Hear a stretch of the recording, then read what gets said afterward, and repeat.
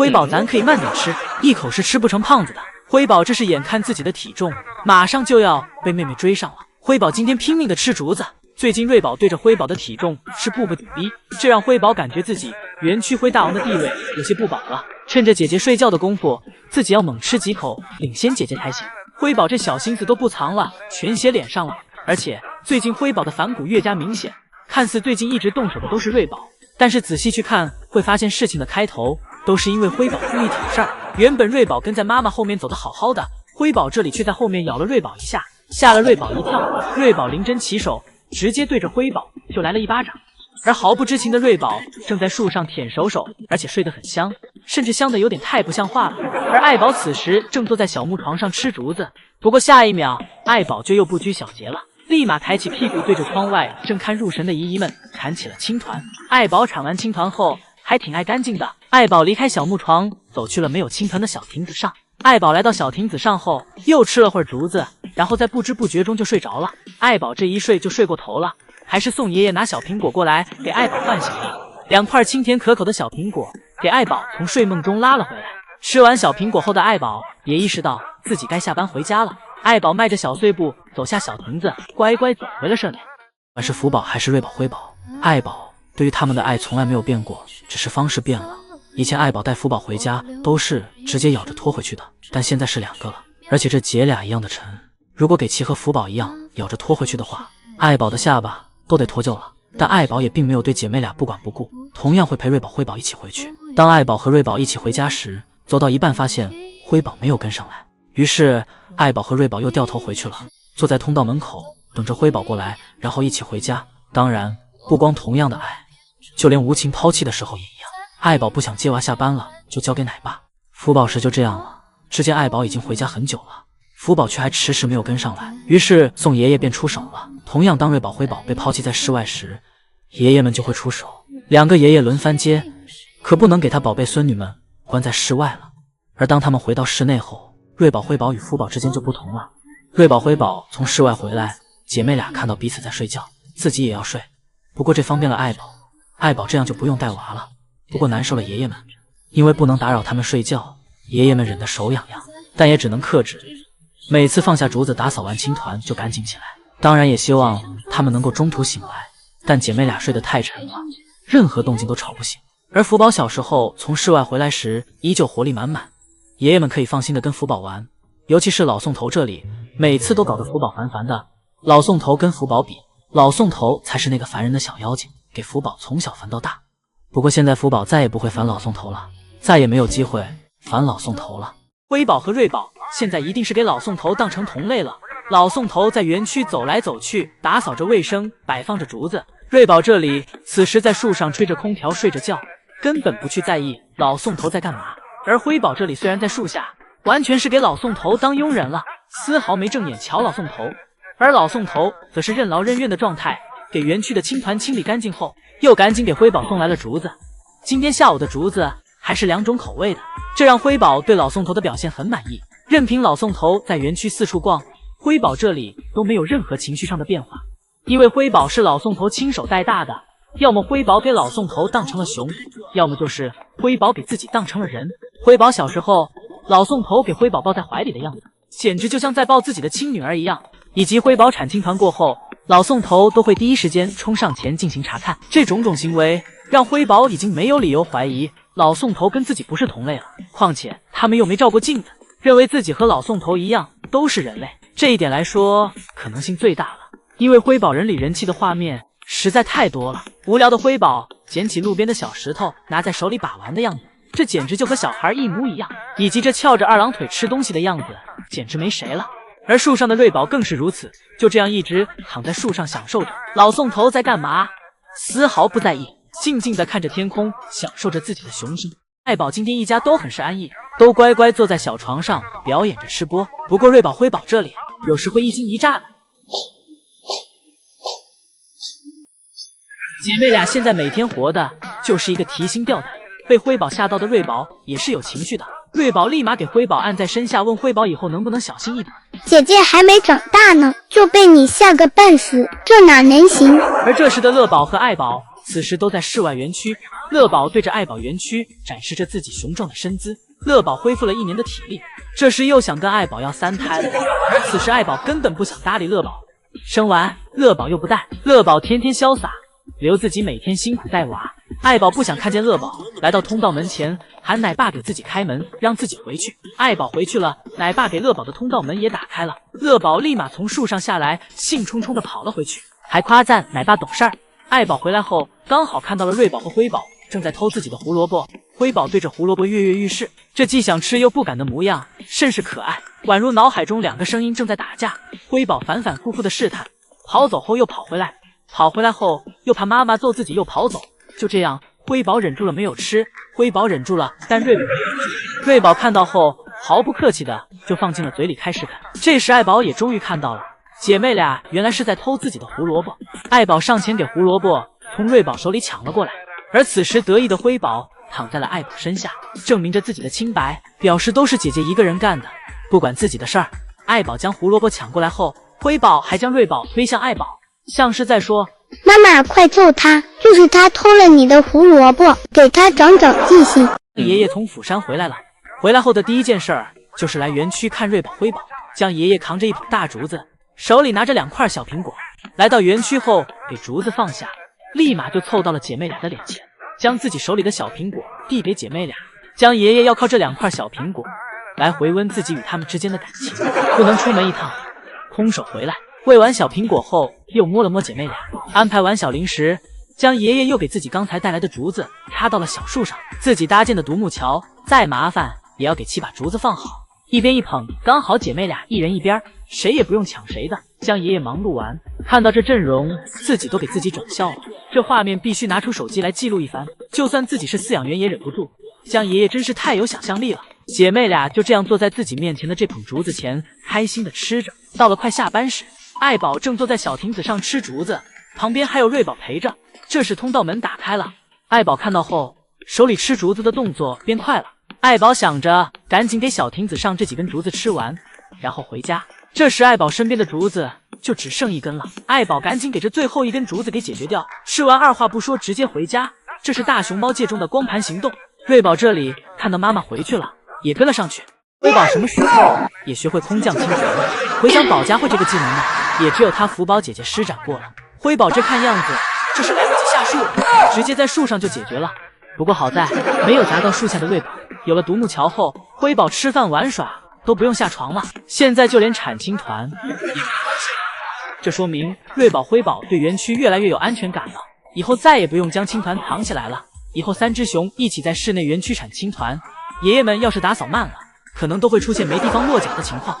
今天姐妹俩频繁整活，这模样让姨姨和姨母们想起了福宝。例如这次瑞宝跟妈妈抢胡萝卜的样子，起初瑞宝想吃，爱宝不给，瑞宝就撒娇打滚，表示自己生气了，自己给自己气得打了个转，之后又回来，成功从妈妈手里给胡萝卜抢了过来。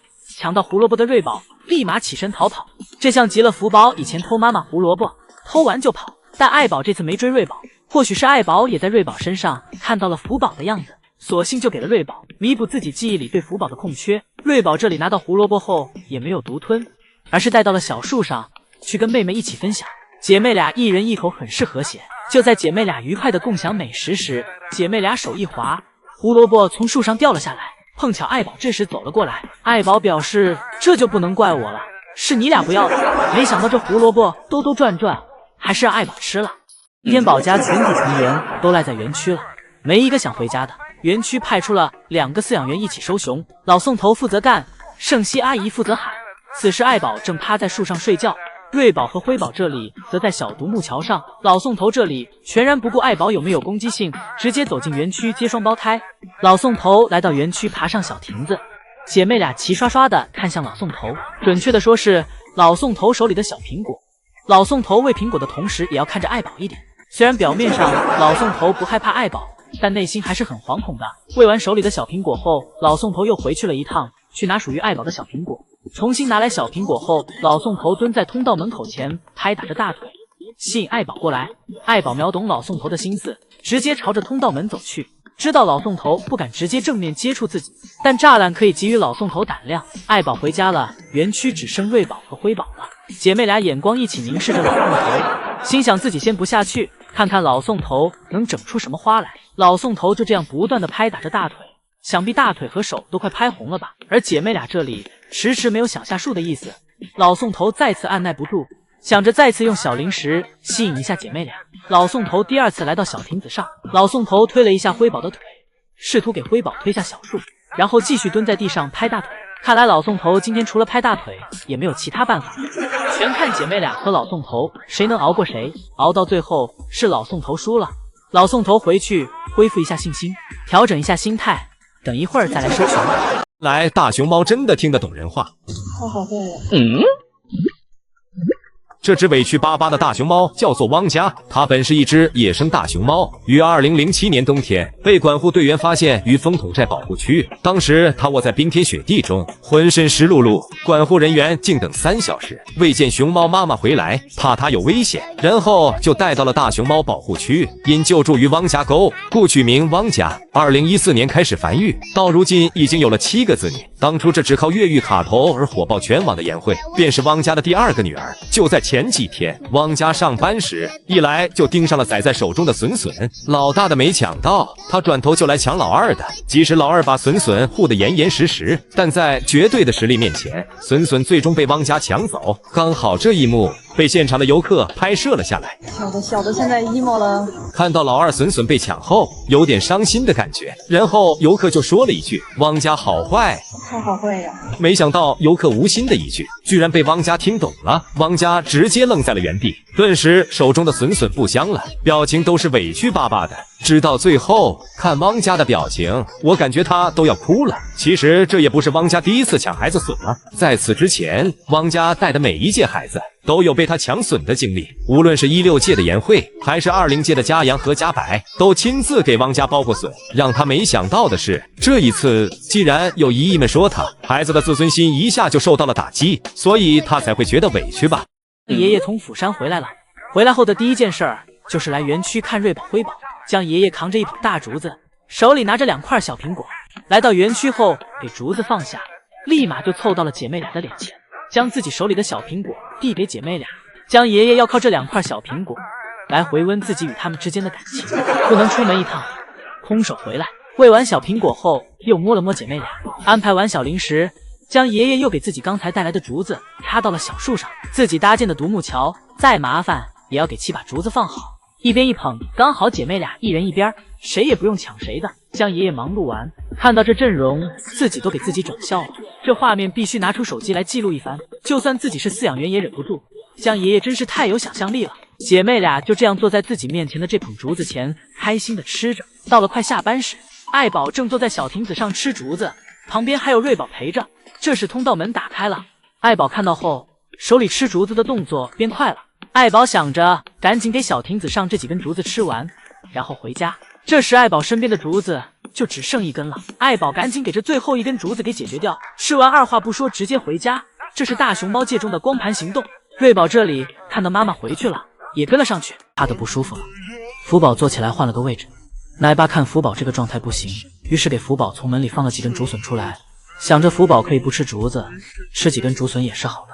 但是福宝面对奶爸的进出以及奶爸放置的竹笋，只是趴在假山上远远的看着，没有想要去吃的想法。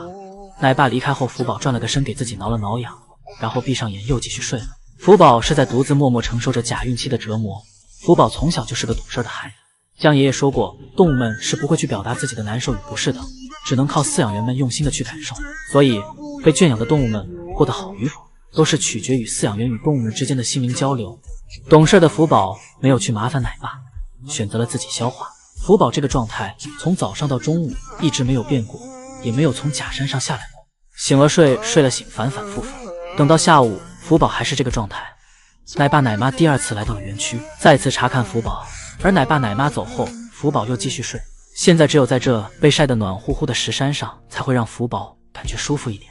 临近下班时，奶爸奶妈第3次来到园区，这时奶爸奶妈已经给通道门打开了，想着让福宝提前回家休息，但福宝只是远远地看着奶爸奶妈，没有行动。面对着打开的通道门，福宝依旧是选择了继续趴着。整整1天，姨姨们没有看到福宝吃一口东西。姨姨们看到福宝这个状态，每个人都很心疼。辉宝终于给自己出生400天的纪念版冰块舞化了。其实这还要感谢圣熙阿姨，因为圣熙阿姨看姐妹俩啃了半天冰块都没化，圣熙阿姨给带有小苹果的2块冰块拿去了饮水盆，给其用水冲了冲，这样冰块就会化得更快一些。圣熙阿姨重新将冰块递给姐妹俩后，辉宝这里的冰块很快就化了。辉宝拿到小苹果后，转身看向圣熙阿姨，跟圣熙阿姨和姐姐炫耀自己有多厉害。而瑞宝看到妹妹都给小苹果拿出来了，瑞宝这里更卖力了，对着冰块舔个不停。瑞宝想要和妹妹一样，赶紧吃到小苹果。不过此时吃到苹果的辉宝似乎对自己的劳动成果并不太满意，嘴里小苹果吐了吃，吃了吐。因为被冰冻过的小苹果远没有新鲜的苹果汁水丰富，但是它却又带有苹果的甜味。辉宝觉得如果不吃就太浪费了。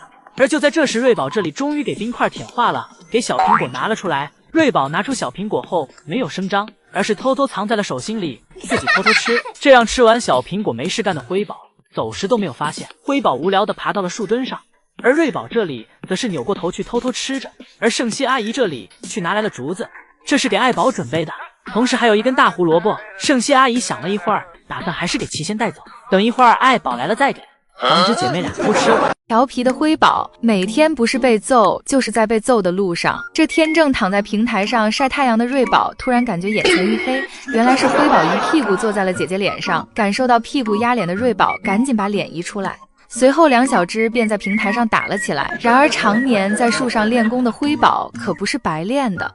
只见辉宝摆出战斗姿势，不一会儿便把姐姐从平台上给挤下去了。看到宋爷爷过来，机灵的辉宝便想要藏到旁边的楼梯上，仿佛在告诉爷爷这一切与自己没关系。奈何自己的小短腿还露在外面，被宋爷爷看到后，自然逃脱不了爷爷的唠叨。被唠叨后的辉宝看到妈妈，便屁颠屁颠地跑过去，不料妈妈突然停下脚步，小短腿辉宝便一头撞在了妈妈身上，随后抱着爱宝的腿开始碰瓷。爱宝看着辉宝这一操作，脸上露出了无奈的表情。看到辉宝起身，爱宝便伸出手阻止着辉宝靠近自己，然而就算爱宝咬住辉宝，也没能阻止住辉宝对自己的进攻。爱宝逐渐变得失去耐心，看到辉宝踩在了自己脸上，艾女士直接嫌弃地把辉宝丢了出去，心想我怎么会有这么调皮的女儿。然而被嫌弃后的辉宝没想到，更惨的还在后面。刚爬上小木架的辉宝看着对面气势汹汹的瑞宝，顿感不妙，没想到姐姐还记着刚才自己一屁股坐在她脸上的仇。辉宝被吓得连连后退，瑞宝也是追过去对着辉宝就是一顿打。辉宝从没见过如此凶悍的姐姐，被打后的辉宝想跑到小树上来躲避姐姐的追击。瑞宝看到后直接把他从小树上推了下来，接着对辉宝的头就是一顿乱咬。这时听到动静的艾女士赶了过来，先给平台上的瑞宝一顿胖揍。瑞宝被妈妈打得捂住了头，而旁边看热闹的辉宝妈妈，打了姐姐就不能再打我了。没想到爱宝一个也没放过，看到正在悠闲吃竹子的辉宝，艾女士也是直接冲了过去，吓得辉宝手中的竹子都掉了。辉宝没想到自己还是没能躲过被妈妈揍，一天经历2次胖揍的辉宝就这样欲哭无泪地躺在平台上。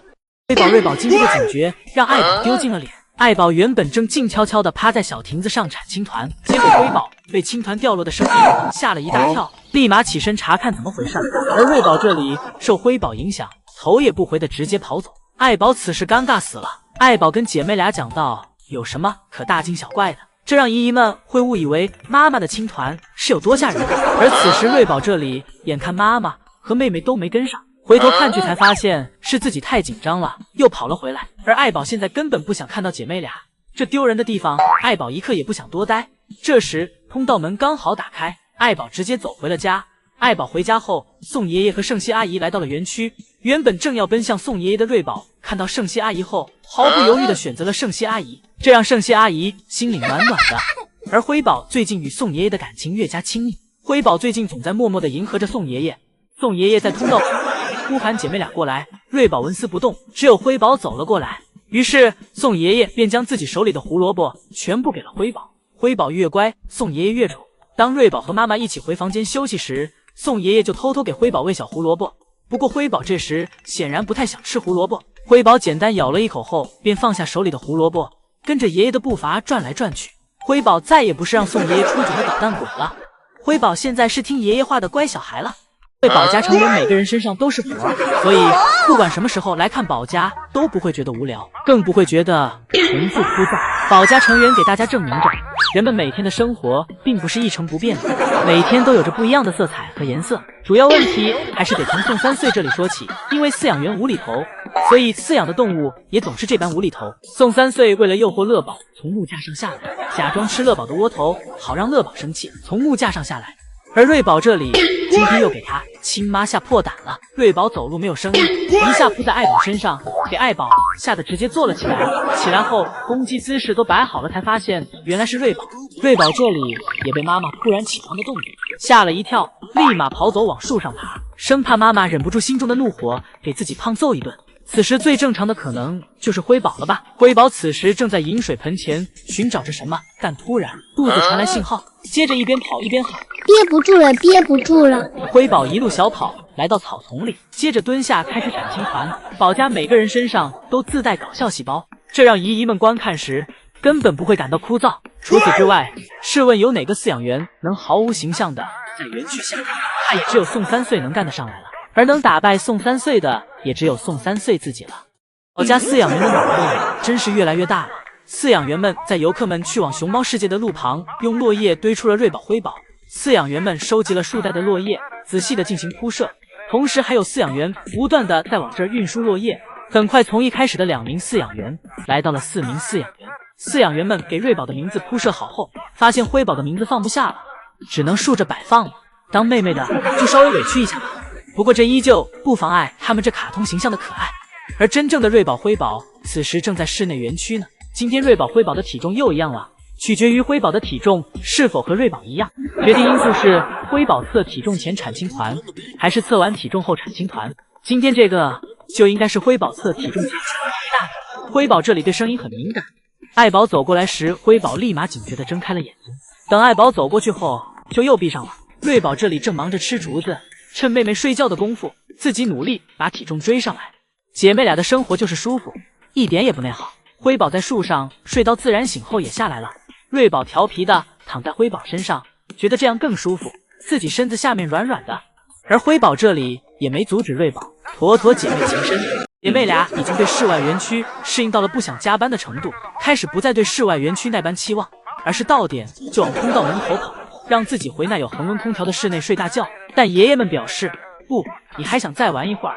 瑞宝聪明的头脑总是会出现一些人力人气的想法，不像辉宝出门后不管在哪自己就只想着玩，对于回家不回家根本不放在心上。辉宝今天出门后就爬上了树，一会儿看看风景，一会儿看看姨姨。瑞宝这里正在思考着园区里面是不是可以有更多的打开方式，而爱宝就只负责吃，补充自己的营养，好给姐妹俩喂奶。因为园区各种危险行为早已被奶爸们提前做了防护，爱宝根本不用费心。姐妹俩一个研究地下，一个研究地上。辉宝想要爬到更高的地方，但是有爷爷的塑料壳挡着，辉宝根本上不去。而瑞宝这里又开始琢磨小瀑布了。一家3口各有各自要忙的事情。爱宝给上面小床上的竹子吃完后，又来到了下面的小床上，碰巧还和瑞宝来了个偶遇。没事干的瑞宝看到妈妈动了，立马跟上妈妈，妈妈去哪儿自己就去哪儿，这也算打发时间的方法。而树上的辉宝此时已经逐渐进入了梦乡。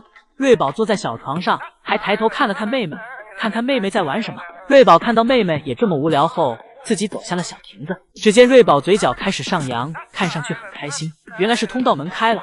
爱宝看到瑞宝都回去了，自己也立马跟上了。此时在树上听到动静的辉宝醒了过来，辉宝环顾了一下四周，发现就只剩自己了。辉宝心想，这硕大的园区就只留下我自己，你们是认真的吗？辉宝害怕了，立马抱着小树从树上下来，赶紧往通道门跑去。辉宝和瑞宝现在一定是给老宋头当成同类了。老宋头在园区走来走去，打扫着卫生，摆放着竹子。瑞宝这里此时在树上吹着空调睡着觉，根本不去在意老宋头在干嘛。而辉宝这里虽然在树下，完全是给老宋头当佣人了，丝毫没正眼瞧老宋头。而老宋头则是任劳任怨的状态，给园区的青团清理干净后，又赶紧给辉宝送来了竹子。今天下午的竹子还是2种口味的，这让辉宝对老宋头的表现很满意。任凭老宋头在园区四处逛，辉宝这里都没有任何情绪上的变化，因为辉宝是老宋头亲手带大的，要么辉宝给老宋头当成了熊，要么就是辉宝给自己当成了人。辉宝小时候，老宋头给辉宝抱在怀里的样子，简直就像在抱自己的亲女儿一样。以及辉宝产青团过后，老宋头都会第一时间冲上前进行查看。这种行为让辉宝已经没有理由怀疑老宋头跟自己不是同类了。况且他们又没照过镜子，认为自己和老宋头一样都是人类。这一点来说，可能性最大了。因为辉宝人里人气的画面实在太多了。无聊的辉宝捡起路边的小石头，拿在手里把玩的样子，这简直就和小孩一模一样。以及这翘着二郎腿吃东西的样子，简直没谁了。而树上的瑞宝更是如此，就这样一直躺在树上享受着。老宋头在干嘛？丝毫不在意，静静地看着天空，享受着自己的雄心。天辉宝睡醒，刚好遇到通道门打开，辉宝开心地走进去，打算去室外玩耍。谁知走进去后，妈妈却出来了。原来通道门的打开不是让辉宝去室外，而是让爱宝回室内的。辉宝走到头，发现对面的门是关着的，又跟着妈妈出来了，场面有点尴尬。爱宝回来后直接回家休息去了。这时圣熙阿姨来到园区，给姐妹俩带来了小零食，小竹子上插着一块小苹果，这样既能吃小零食，又能吃点竹子。姨母带瑞宝辉宝就跟带娃一样，换着法的让姐妹俩吃饭，变着花样的喂辅食。圣熙阿姨对姐妹俩此时的表现很满意，拿出手机记录了一下姐妹俩的这模样。瑞宝这里为了吃竹子方便，直接给竹子盖在了头上。圣熙姨母眼看姐妹俩吃的挺快，又给瑞宝辉宝抱来一盘。辉宝看着这竹竿，问圣熙姨母是认真的吗？认为自己的牙是长齐了吗？还给我俩放在中间。辉宝这里眼看自己手里早就没有小零食了，而姐姐这里却一直在吃。辉宝好奇瑞宝这里到底在吃什么，是不是姨母偷偷给瑞宝小零食了？辉宝凑上前让瑞宝张开嘴让自己看看。此时辉宝的这点小心思全写脸上了。爷爷在台湾和香港也待了1天后，今天回去了。江爷爷回去后的第一件事儿就是带瑞宝辉宝去室外郊游了。2天没见姐妹俩了，江爷爷好好给姐妹俩安排了一下。江爷爷为了方便瑞宝爬上树后有吃的，直接在小亮台上放了一把竹子，当然也特意在树下的小床上为辉宝放置了一把。知道辉宝现在还爬不到树上，瑞宝爬上小树后，站在小亮台上，贪婪地呼吸着上面的新鲜空气。感受完这一层的新鲜空气后，瑞宝还想爬到更高的地方。好在江爷爷和宋爷爷早有准备，给上面的树干包上了塑料保护壳。瑞宝尝试了一下就放弃了，因为上面太滑了。之后瑞宝从小树上下来去找妈妈和妹妹了。上面风景虽好，但太孤独。瑞宝从树上下来后来到了爱宝身边。姐妹俩现在在室外园区，不会在一个地方待太久，而且现在还没有人看到过瑞宝辉宝在室外园区睡觉的样子。姐妹俩根本舍不得睡觉。瑞宝反反复复的爬树，而辉宝一次也不想尝试。瑞宝在园区兜兜转转，一会儿又来到了坡下。瑞宝小手扶着墙壁，慢慢的站了起来。这2步走的多少有点人里人气的。而此时的江爷爷和宋爷爷这里正处在社恐现场，老老实实的给姨姨们回答着他们的问题。爱宝眼瞅瑞宝和辉宝不吃小亭子上的竹子，于是走了过来，打算给他们解决掉，不能浪费粮食。爱宝挑选了几根竹子吃掉后，想回家了，带着姐妹俩就往通道门口走去。而此时在园区上方的江爷爷看出了爱宝此时的想法，立马用对讲机呼喊在控制室里的饲养员，让其给通道门打开。而接下来瑞宝辉宝每天都将会来室外园区玩耍。老宋头和姨姨们辨认姐妹俩的方法是一样的，一旦瑞宝或者辉宝将头藏起来，同时也看不到尾巴时，老宋头也不敢轻易去确认。宋3岁无法辨认出此时躺在小床上的是谁，只能称其为小家伙。老宋头夸赞爱宝最近的状态很好，无论是吃竹子还是产的青团都很健康。碧绿色的青团是老宋头的最爱。此时老宋头也很想知道小床上的到底是谁。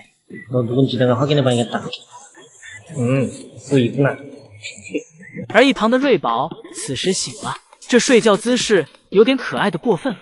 姐妹俩起床出门营业，老宋头给姐妹俩带来了胡萝卜。辉宝的胡萝卜不小心掉了，老宋头表示食物掉在地上3秒后需要清洗一下再吃。3초가 지났네. 물에다 씻어줘야겠다. 기다려. 等老宋头给胡萝卜洗好交给辉宝后，结果被手疾眼快的瑞宝给抢了过去。瑞宝反应迅速，根本不给宋3岁再次抢过去的机会，一口就全吞了。辉宝过去看时，瑞宝还踢了辉宝一脚，姐妹俩这副饿死鬼活人相抢食物的样子，让宋3岁没敢在小亭子上给爱宝放窝头，想着肯定会被姐妹俩偷吃掉，于是便在半路拦住了爱宝，将窝头递给了爱宝。爱宝夸宋3岁干得漂亮，不过很快辉宝便发现了妈妈的异常行为。辉宝偷偷过来想抢一口吃，爱宝耳朵一动就知道是辉宝过来了，立马阻挡辉宝，让辉宝走开。而宋3岁这里也赶紧防止辉宝溜进来。